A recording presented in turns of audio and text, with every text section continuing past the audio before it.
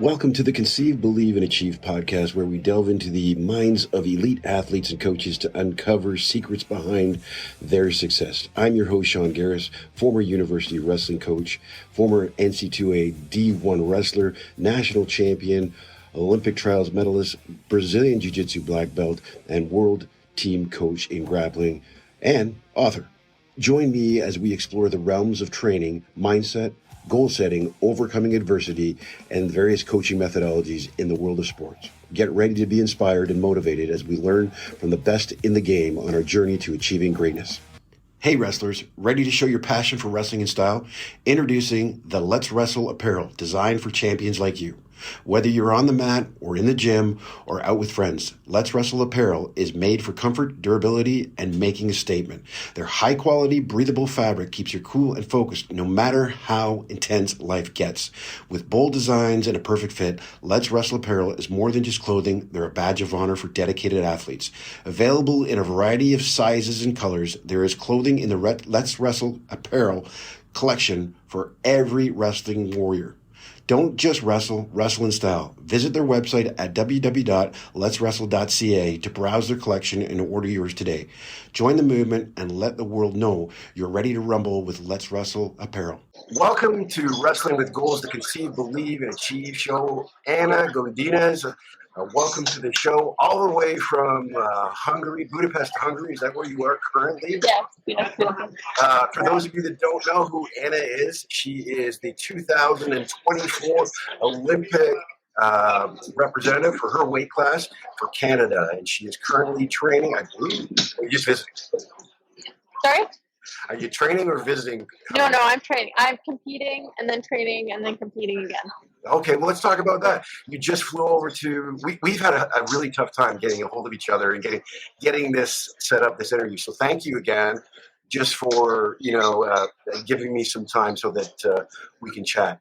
I want to get, like I said before, I want to get wrestling at a different level in Canada, and that's what this podcast is about. And you're about doing that too, because you are the face of Canada wrestling right now, because you will be representing Canada not only at the Olympics but currently now in Hungary, Budapest. Yes. Right. So tell me about this trip. Yeah. Thanks for having me. But yeah, we came here for the ranking series. It's going to be pretty much my last big tournament before the Olympics. And then there's a camp right after here in Hungary. It's just a couple hours away. It's called Tata. And then from there, I'm going to fly out to Italy and do another smaller tournament right before I go home and do my last big stretch. Nice. So when did you leave for Hungary? Again, I'm getting all my days messed up because I'm like Okay. super. But I left Monday. Okay. And who did you bring with you? Well, I have my coach, my physio. So my coach is Dave McKay, physio is Vic, and then my other teammate who's also going to the Olympics, Christina, and I have a couple other teammates here as well. Mm-hmm. But she's the other one going to the Olympics as well. Oh, nice. So a little bit of a pre-trip before the Olympics altogether, and a little bit of bonding experience there. Yes, for sure. Other than the grind of wrestling and the the beatdowns that you're laying down right now, what are you doing in the country? Are you doing anything to take in the cities? Well, I mean, the first 2 days that we were here, what day is it? It's Thursday today. But Tuesday we landed, and then Wednesday we kind of went around on the scooter. We got a pedicure. Right now I'm downtown Budapest, which is really nice. We came with the team, and they were actually at the cafe with me, and I'm like, I gotta do this. I'm gonna go in the corner and do the podcast. But after this, I'll go around, do a little, tourist tour around, and then I'll go back to the hotel and relax and get physio. And we already trained this morning, so it's kind of like just chill for the rest of the day. Nice. So not all business, which is great. You Yeah. mixed a little bit of pleasure with business, which is Yeah. fantastic. I'd hate for you to be stressed out while you're in a new country. So tell me about what happened with what are your workouts leading up to this tournament? What are they like? Well, they're tough. But I don't know. I feel like as I've been I've been wrestling for like 7 years now, and I started wrestling and being really tough on myself with like my workouts, my conditioning, my strength. Which honestly, I'm really glad I did that because I caught up. Not only did I catch up to like the strength and for everyone internationally because I felt I was weak, but now I feel like I'm stronger and like faster than them. But now I can't do the same as I used to. I don't recover as fast, but I still do 3 days a week strength, and then I wrestle 4 to 5 times a week, and then I do at least one conditioning session a week. But after this trip, I'll switch to more conditioning, less strength training. So it's just kind of in blocks. We're just switching it up. Depends on what competition I have. Well, I want to. You touched on a little bit about your beginning of wrestling. I wanted to. Usually, when people come on the podcast, I want to talk to them about your beginning. Where did it start for you? Who introduced it to you? So I don't know if you know, maybe from like our story that's on the internet, but our sister Carla's she also wrestles once in Canada. She unfortunately did not make the Olympic team, but she's very, very good at wrestling. She's world medalist. Um, but our oldest sister, she's an MMA fighter. She's in the UFC. She was actually just doing jiu-jitsu back in the day and just kind of starting her MMA career. And she was like, she had a tournament downtown Vancouver. She's like, you guys should come watch. But at the same time, there was a wrestling tournament. And they were wearing like the singlet. And we are like, what's that? Like, that's funny. But it seemed more exciting than jiu-jitsu. We had no idea what any of it was. But we liked watching wrestling more than we liked watching my sister's jiu-jitsu competition. And she's like, oh, that's wrestling. Like, if you have it at your school, you could try it. And at the time, I was playing rugby pretty seriously. I was like taking it seriously as a high school rugby player. And then we went back to school, and Carla and I were like, well, if you do it, I'll do it. The only problem was like the singlets. We weren't really big fan of the singlet, but we both tried it and really liked it. But at the same time, she was doing track and field. I was doing rugby, track and field, and wrestling. So we would just like alternate practices, do 2-3 practices a day, like different sports. But for the most part, I did it to improve my tackles in rugby. And then there was just like a little switch in my head where it was like, I kind of like wrestling more than rugby. So we just started taking it more seriously after that. Mm-hmm. It's kind of funny because a lot of the wrestlers that I have been talking to, there is a background in other sports, but more so, especially with the female wrestlers, it's rugby. Yeah. There's some similarities in it. We'll talk about some of the similarities for some people that don't know, I guess, the sport. So similarities between rugby and wrestling? Yeah. They're both contact sport. I mean, there's tackling in both of them. I don't know. I like the similarity that they're both contact sports, but I also really like that wrestling only, like it's only one person, and it's like if you win or you lose, it's on you pretty much. I didn't like the aspect of relying on someone else for the rugby, the team sport aspect of things. I remember getting super mad when we lost, when it wasn't my fault. And I was like yelling at people. And I was like, you need to try harder. Or like, I just like I felt like I was more competitive at times than other people, but at least in wrestling, if someone else is not as competitive as you, it doesn't matter because it doesn't affect you. Mm-hmm.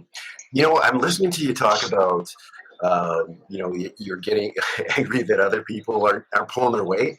And, I remember talking to a guy by the name of Vern Gambetta. He was a strength trainer for the Chicago Bulls and the Kansas City Chiefs, the San Francisco 49ers. But one of the things he said about Michael Jordan and his mindset is that he would actually yell at his teammates when they weren't pulling their socks up, when they weren't pulling their weight. So, I'm hearing this similarity, and we all know who Michael Jordan is, top of his game, the champion, the GOAT of basketball. Nobody can deny that. Well, one person probably thinks he is, but it's not. We won't go into that one there. You've got a championship attitude, it sounds, going in there, a competitive attitude. And I'm guessing the switch to wrestling was pretty easy because of the tackles. Yeah. I mean, that's all I did when I first started wrestling. And I was very physical. Like, I didn't care about, I had no technique. The only thing I had was a tackle, which is not really a double leg. Like, yeah, you tackle, but it's more technical than that. You don't just run at somebody like that, but that's all I did. And that's how I won my matches. And I feel like I was more athletic and just mentally tough. And I could just take a fight. That's just how I won my first matches. But I feel like I got more serious into it when I lost my first match. I was like, there's no way, because she was better than me. She was just better, and she was also tough. But she had been wrestling for a lot longer than I had. I had been wrestling for maybe 3 months, and I was being so hard on myself and getting really mad that I was losing. And they were like, she's a 3-time provincial champ or something like that. I don't know. And I was like, I'm going to train this whole year so I can beat her next year for provincials. But she quit wrestling. So I never got that. I never got that. But I did win provincials after that. You had your sights on her and she just disappeared, ran away, right? Well, I mean, good for you. I mean, you stayed on target, and of course, you accomplished what you wanted to do. But that's unfortunate that your target ran away on you. The goal setting sounds like it started at a young age. I'm assuming, has it continued? Yeah, for sure. Every single time it's something new. I remember my first university tournament, that's when I noticed I was weaker than everyone else. As a high school girl being stronger than all my high school opponents, now I'm going into university, wrestling. I was 17 when I went to university, and, they were 20, 21, whatever. And I remember just feeling so weak. I was manhandled, even though my technique had been so much better. Just I had improved a lot, but I still lost. And I was like, I need to get stronger. I know I can beat this girl if I get stronger. So then, obviously, my goal now is to get stronger, and then now I'm slow. Now I need to work on my speed, and it's little goals like that every time. And now it's now I'm strong, I'm faster. My conditioning is a lot better. I've had matches where I get too tired, now I lose. That's never happened to me since. I remember it happened to me. I don't know. I was maybe 18, and I lost because I was so tired. I just couldn't move anymore. When your legs feel like concrete and you can't move. That's what happened to me, and I lost to that same girl that I lost to before because I was too weak. But now I was stronger, but I wasn't as conditioned, and I was like, I can never lose again because I'm too tired. That is, to me, that is the most embarrassing thing as an athlete. I get sometimes you're not going to be the fittest you've ever been because maybe you had an injury, you can't fully do conditioning or do your sport, whatever. But now it's I'm never it's almost like giving up. I feel like you can be tired, but still push yourself in a match. But yeah, that's never happening again. Hmm. It sounds like there's some self-reflection going on with your athletic experience there. Yes, yes. Every time, every tournament, or even just at practice, there's some sort of reflection. Because I mean, that's how you improve, right? Yeah, you seem like you're really breaking down what you're doing. Is that something that comes natural? Is it something that you learn through reading or through coaching? Or Um, no, I think I've had that from a young age. I think it just came naturally, but I think I've gotten better at it as I've had more experience in the sport, and I feel like I've always been hard on myself to improve. Um, so I feel like whenever I fail at something, I look back and I look back at ways to improve. I don't know. I think it just comes naturally, yeah. But the experience and the coaching and I think everything just helped along the way as well to get better at not being so hard on myself, I think like that's the other thing. Like I can't be too hard on myself because of everything I've accomplished in just like 7 years of wrestling. and how do you make sure that you're not hard on yourself? I'm assuming you were at one point, and you kind of. Yeah. Well, I feel like I don't know when it switched, but I feel like when I first started getting really serious into wrestling, I told myself like I need to win. I need to win the Olympics. Like it's do or die, which is okay. I feel like I needed it to really like push myself through everything I did just to win. Uh, but now, if it got to the point where like I got to a tournament and I'm thinking I need to win the tournament or else. Like, or else what's going to happen? Your parents are not going to love you. Like, someone's going to hurt you. You're not going to eat tonight. Like, that's not true, right? But once I got that out of my mind and was like, well, if I don't win, everything's still going to be fine. And I'm still going to look into how to improve that, right? And I felt once I kind of let go of the result, I started wrestling better. I had a year where I lost more than I won, and that was when I feel like I put a lot of pressure on winning rather than like just improving in every position, and just like wrestling through the match rather than thinking about the score and winning. Yeah, I'm listening to you talk, and you're focusing not on the end result. You're not focusing on, and this is something I tell our kids in my wrestling, I coach young kids. But I don't focus on gold medals. For me as a coach, gold medals and medals, they don't really mean anything to me. To me, it's the effort that you put into it. It's the effort and attitude. I'm looking at the performance. I'm looking at the performance in practice. I'm looking at the performance on the mat. You could place sixth at a tournament and have a really great performance, and I'm going to be proud of you.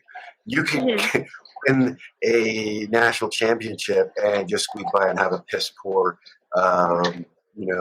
performance. And I'm still going to go. Listen, I'm not exactly happy with that. Let's look at what you did. So focusing on the end results, I think scares off people too. I think, like you said, there seemed to be some sort of mental barrier for you, but once you released it, now your wrestling has kind of progressed. Which is great to hear. I think a lot of young kids focus on what you just talked about, is focusing on that, the medals, the losses, and you won't grow if you focus on those things. You just can't, because you're focused on things that aren't going to make you better. You have to focus on the controllables, not the exactly. Yeah, that's a huge thing that I just talked with my sisters about it because we're all high performance. We're all high performance athletes. Sometimes we get caught up in winning, and when we lose, we all get that. Like, it's not. I don't know. It's really hard to explain to someone who's in that mindset where they or like this is like I have to win this or else, right? It's really hard to get them out of that mindset. But once they like, it's almost like letting go. I was just talking to a friend about this, like letting go of what people think is like it's like you were carrying like a backpack full of rocks, and then when you stop caring about what people think, and caring about the end result, it's like you take off that backpack and you feel free, and it's like you feel free to wrestle and just like have fun, like how you started when you first started wrestling. It wasn't like about winning, it was about literally surviving the match because you don't know how to wrestle. So but it's fun, like after you're like, oh, that was so fun, like I want to do it again. So every time I go back to when I first started wrestling, I'm like, why did I start wrestling? Because I thought it was fun, so I want it to be fun now, even though it's more like professional, you know. And how have you made it fun? Sorry? And how have you made it fun? I made it fun by not focusing on winning. Yeah, because that can really, really, I guess, hamper your goal setting and stuff like that, because you get mentally tied up. If you had any help with your mindset, changing your mindset over the years, is it maybe help from your family, your sisters, your pedigree, or just maybe a professional? No, honestly, I haven't. It's I don't know what happened. I think it's just the experiences I've had, and like just talking to a lot of people that struggle with competing, like anxiety and like all these things. And I've realized like maybe I just let go of it or something, because I've heard of people, you know, getting really anxious right before they compete. And to those people, I say, I don't care, right? Like, for a big example is qualifying for the Olympics. Like, it's so stressful, you know, hardest lead up. I actually got concussed 3 weeks before the qualifiers, or maybe 4 weeks, and I couldn't wrestle for a solid 20 days. Like, I couldn't move, I couldn't do anything. And at that point, I'm like, you know, like, there's nothing I can do. I'm doing everything I can. I've done everything I can for the last, you know, 7 years. If it doesn't happen, it's not meant to be. And like just letting go of that, just like felt so nice. And then even at the tournament, like you can feel the energy and how much people care. And obviously it meant the world to me. Like you could see, like when I win, you know, I burst out into tears. It's just a lot of stress, but it's like it's not the end of the world if you don't make it. But I don't know where I got my mindset from. I can tell you. Well, I mean, some people come by it naturally. They're a competitive edge, and they figure things out, through self-reflection, like you've done, which is great. People need, and that's what I talk to a few people, football players and stuff like that. There's a couple books out there. There's a guy by the name of Greg Harden, who is a sports psychologist. That's what I was kind of thinking on, because people, they can do it naturally, but some people do need help in that way. And I know sometimes I talked to some other wrestlers where they have, I think it was the University of Alberta, it was Owen Dawkins that had a reflection time built within his training system. Anything like that done with Dave McKay in your group? I mean, Dave always talks to me. I mean, since I first started working with him, he always tries to open up my mind to that, and I think in the beginning, he kind of gave me like the chance to give him a phrase, like, what is the phrase that makes you feel like good about yourself, or like free or something? And I honestly don't remember what I said. But I remember what Carla said, my sister. I'm probably not allowed to say it on the podcast. No, I'm the one that edits it, so. Okay. Hers was bucket. Yep. And I feel like her phrase stuck for me, because I don't know, it just kind of like releases all the stress, like not everyone gets the chance to be in the position that we're in and like do the sport that we love for a living and travel all over the world and meet all these new people and compete for your country and all this. It's a privilege, right? It's not like, I don't know, I feel like people have really hard lives and I can't believe we get this one, right? It's something we shouldn't be like stressed about or like worried about or anxious about because it's a privilege. Mm. But you earned that privilege too. Sorry? You earned that privilege too. Yes, for sure. Yeah, I mean that's a lot of hard work that you've put into it. 7 years of wrestling. Yeah. For those of the kids that are listening to this, 7 years and then becoming an Olympian, that's pretty cool for them. They can start setting their sights on that kind of, well, you may have to be a rugby player first, right? I actually didn't think I could win provincials when, like the next year after. I was like, if I win provincials next year, that's it. Like, this is awesome. I couldn't imagine myself winning provincials, but my first coach, Frank Mensa, he was like, you stick with wrestling, you'll win provincials and national. And I'm like, what? And I did both. Yeah. So he just saw the potential in me, I guess, right? And he helped me a lot. Nice. You talked about Frank Mensa. That was your first coach? Yeah. So I had my very first high school coach. His name is Tom Willman. He's the one that introduced me to wrestling. Not a lot of people joined the team or anything, but that was like my very first coach in high school.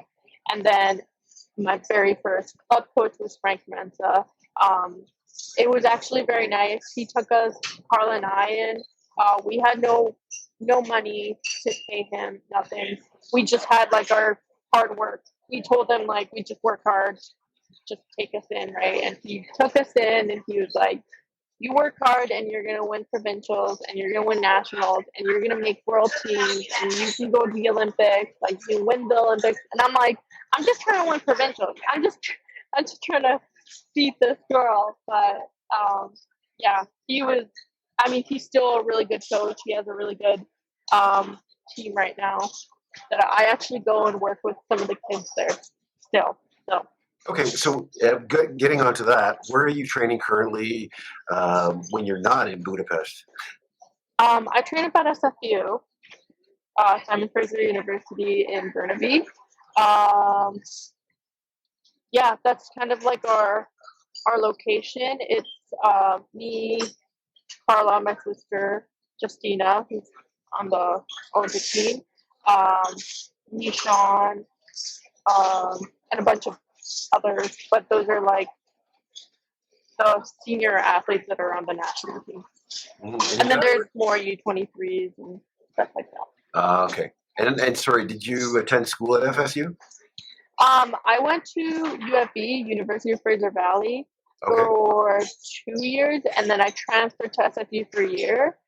But then I just got so busy with wrestling. That was the first year I made the national team for junior and senior, so I was away for the whole time pretty much.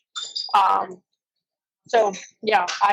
stopped doing school after 2020. Like once COVID hit, I did like a semester, then I stopped after COVID or so, like during COVID, kind of like that. I was not doing well online school, and then I just haven't gone back since. Been so busy, but I am thinking about going back.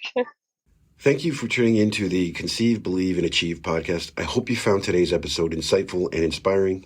Your support means the world to us, so don't forget to subscribe to the podcast and leave a comment in the section below. Your feedback fuels our journey to bring you more valuable content and stories from the realm of sports. Until next time, keep pushing boundaries, believing in yourself, and achieving greatness. Thank you for listening.